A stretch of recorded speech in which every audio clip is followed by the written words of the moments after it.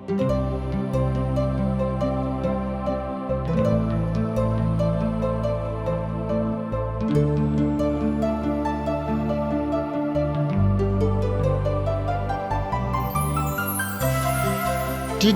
India से प्रसारित कार्यक्रम जिंदगी की राह बाइबल की किताबन का अध्ययन हवे, जीवन की आपके बढ़िया रास्ता में आगे बढ़े के चरवाही करेला और परमेश्वर के नाहिन जिंदगी जिए में मदद करेला। यूहन्ना 1:12 में बतावल गईल बा कि परंतु जितने उनकरा के ग्रहण कैले उ उनके परमेश्वर का संतान होखला का अधिकार दिले, मने उनके जे उनके नाम पर विश्वास रखेले। कृपा करके देखी सुनी ताकि आप सच जिंदगी जी सकी और ओकर प्रयास कर सकी। रोमियो 11वां अध्याय के शीर्षक है इस्राएली खातिर परमेश्वर के भविष्य में उद्देश्य, या इस्राएल के भविष्य के खातिर परमेश्वर के पास एगो उद्देश्य। 9वां अध्याय में हमने के कुछ बीते समय में इस्राएल के साथ परमेश्वर के व्यवहार के बारे में अध्ययन करनी है और 10वां अध्याय में हमने के वर्तमान में परमेश्वर के व्यवहार के देखनी है हमने के देखनी है कि बहुत कम इस्राएली बाणे जौन की उद्धार मुक्ति मोक्ष प्राप्त कर रहल बाणे। एह तरी उद्धार पावे वाला में आन जाति सब के संख्या बहुत ही कम हुई। हमने के देखने हाजा कि ये राष्ट्रीय प्रभु यीशु मसीह के और ओह धार्मिकता के जौन की विश्वास द्वारा प्राप्त होला उ अस्वीकार कर दिले, उ परमेश्वर के सताव के ठुकरा दिले।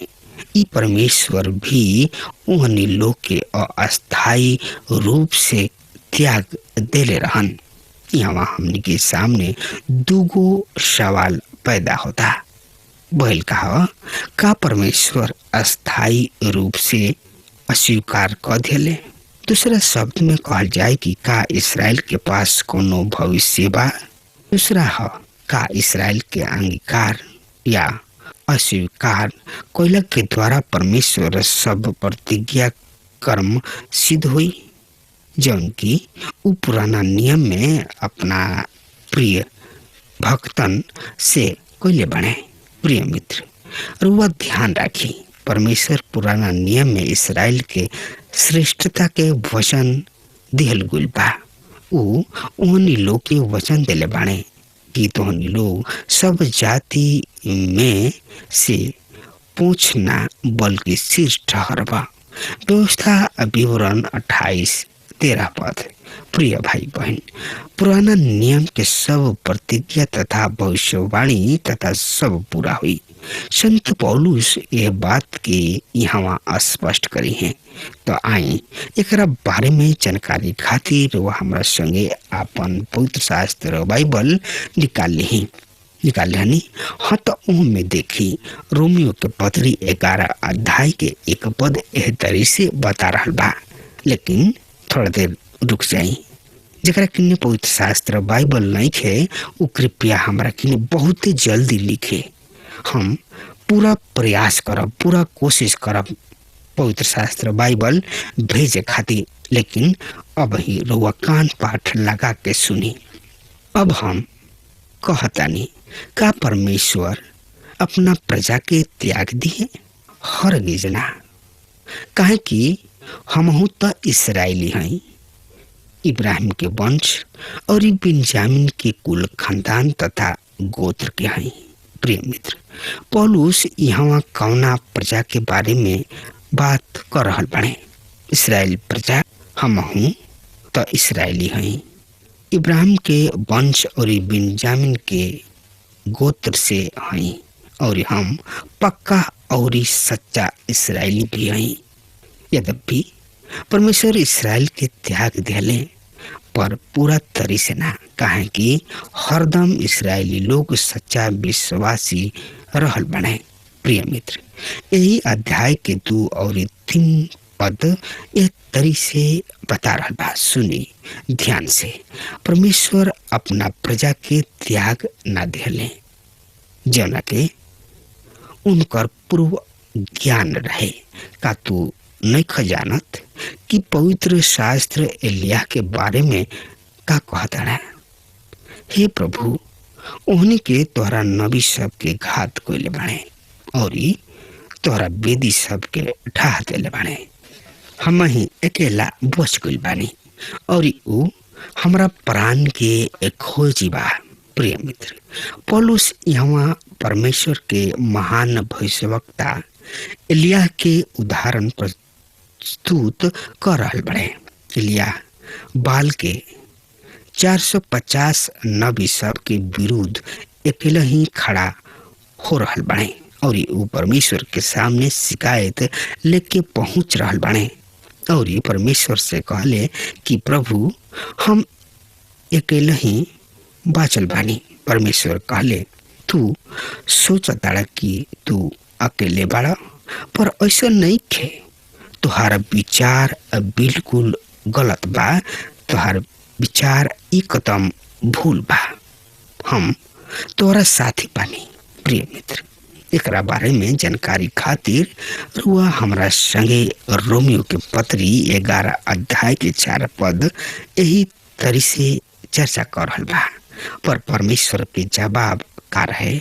हम अपना खातिर 7,000 पुरुषन के रख छोड़ले बानी, जवन की बाल के सामने घुटना ना टिकले लोग। प्रिय मित्र, एलिया न जानत रहन कि 7,000 इसराइली सब के मन में काम कर रहल बाने परमेश्वर, और ये लोग बाल के आगे अपन सर के ना झुकौले लोग, वो बाल के उपासना ना कइले लोग।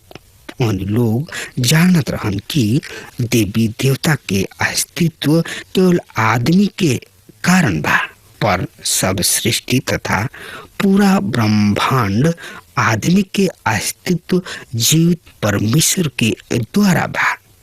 प्रिय मित्र, यही अध्याय के 5 पद इस तरी से बता रहल बा। सुनि ध्यान से, हम पढ़ रहल बानी।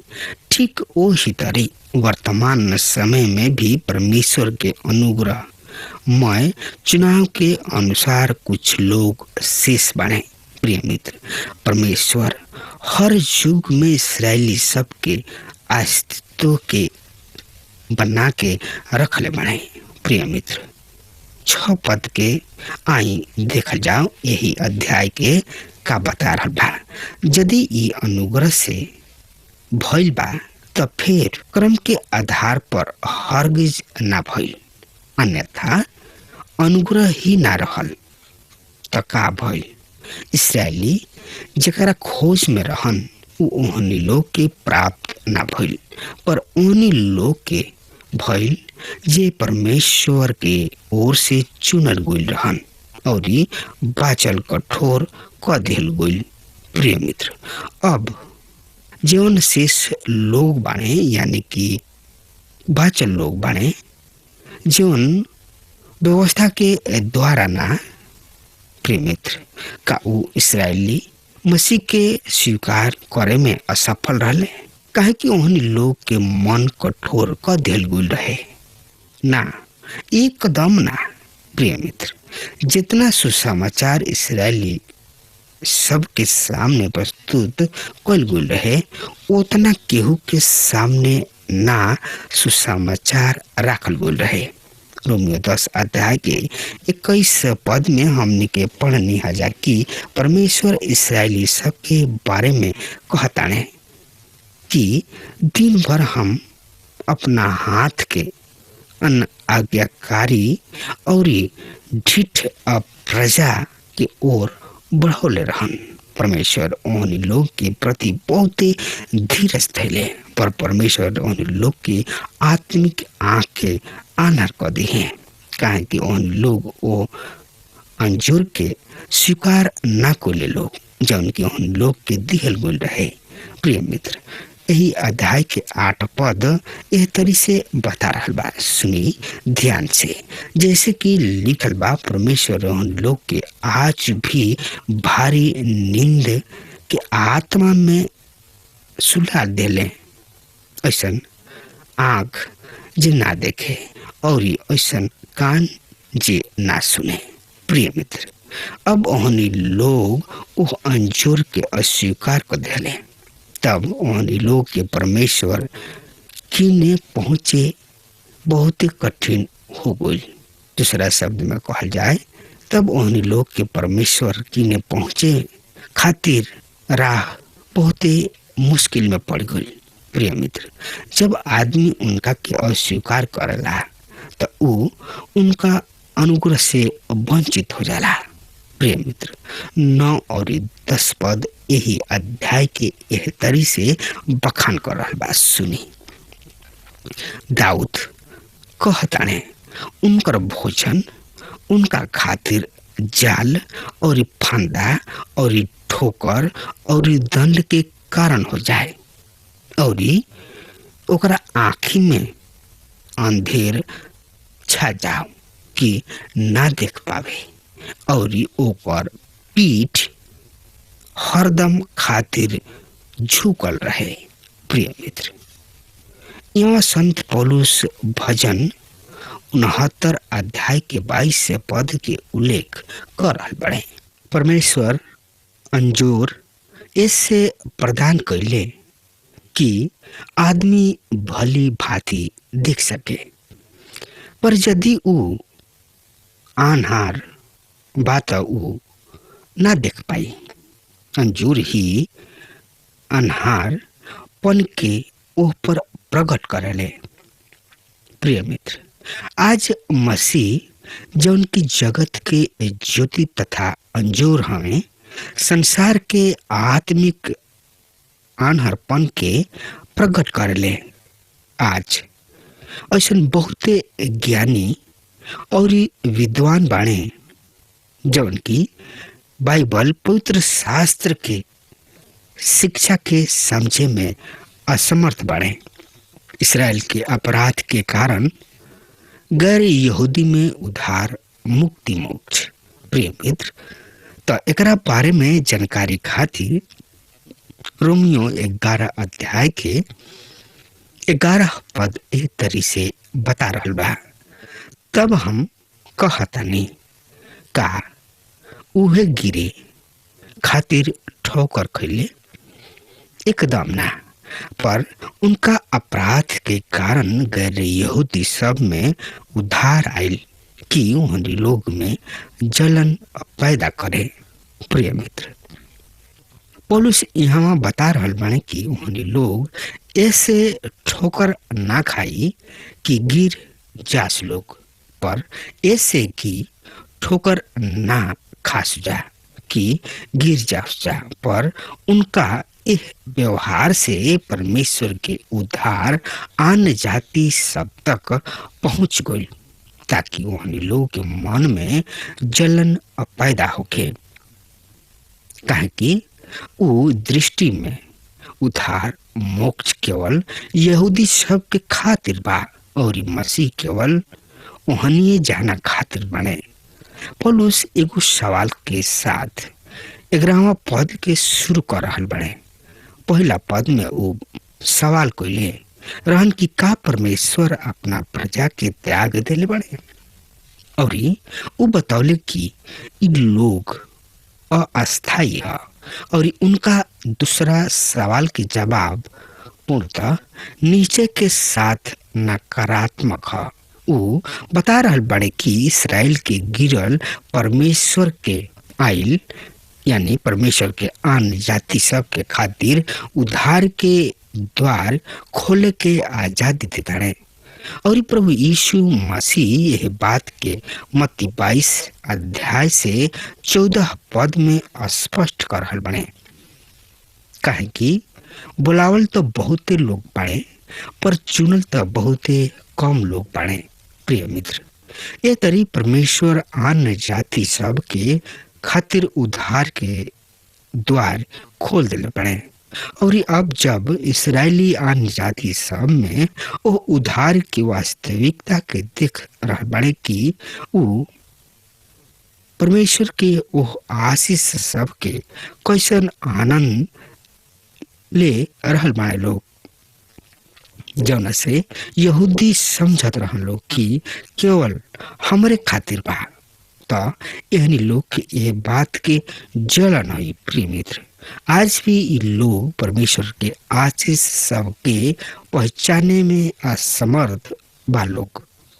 यहूदी अपना देश में भ्रमण कैल आए लोग से सवाल कर रहल बाड़े कि हम जाने चाहतानी कि ये सब चीज व जगह, स्थान और वह खातिर अतना महत्वपूर्ण काहे बा। प्रिय मित्र, यही अध्याय के 12 पद एक तरी से बता रहल बा। सुनी, अब जाति तोहनी लोग के अपराध, संसार खातिर धन और उनकर पतन, गैर यहूदी सबके खातिर धन संपत्ति ठहरल तो उनकर परिपूर्णता का कुछ ना हुई। प्रिय मित्र, संत पौलुस बता रहल बाणे कि इस्राएली सब के पतन के दशा गैर यहूदी सब के खातिर परमेश्वर के आशीष के कारण ठहरी। ऐसे पूर्ण से आई हैं तो अनुग्रह के प्राप्त करी हैं तो इनकर परमेश्वर से मेल जुल हो जाई, यानी कि मेल हो जाई। तो अन्य जाति सब की का हुई? हमरा इस सवाल के जवाब संत याकूब अपना वार्ता में प्रस्तुत कैले बने। देखिए प्रेरितों के काम 15 अध्याय 13 से 17 पद के।